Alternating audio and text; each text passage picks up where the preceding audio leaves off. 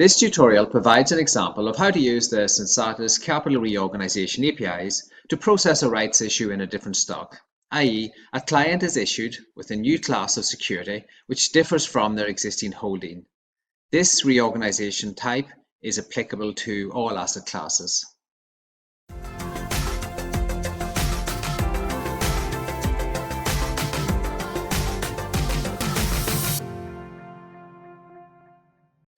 To demonstrate how to process this reorganisation, we will follow a HMRC example. The starting position is 800 ordinary shares in Company A that cost £1,000.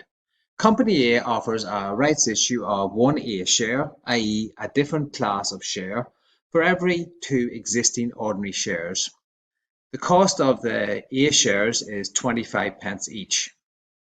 The client takes up the rights issue and pays £100 for 400 A shares. On the X date, the A shares are listed on the stock exchange with an initial value of 30p each, and the Company A ordinary shares had a value of £5 each. Using the Reorganisation Add API, set the Reorganisation Types ID to 4 for rights issue, different stock. If the rights issue cannot be sold and is classified as non-renounceable, then set the Reorganisation Types ID to 6. Both types create the same outcome, with the only difference being the classification of the event.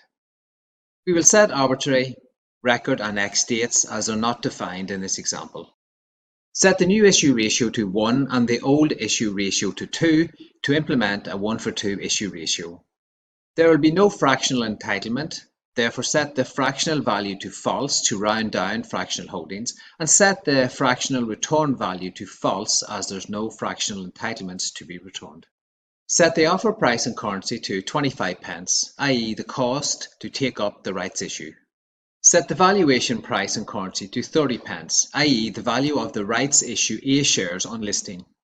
Set the parent price and currency to £5, which was the value of the existing Company A ordinary shares when the rights issue A shares were listed.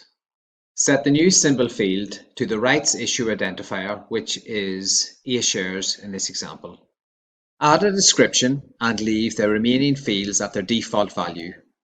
Use the returned reorganisation ID should you need to delete it. The total cost of the combined holding is £1,100. The HMRC expect 97% of the cost, i.e. £4,000 divided by 4,120, to be apportioned to the Company A ordinary shares, with the balance apportioned to the A shares.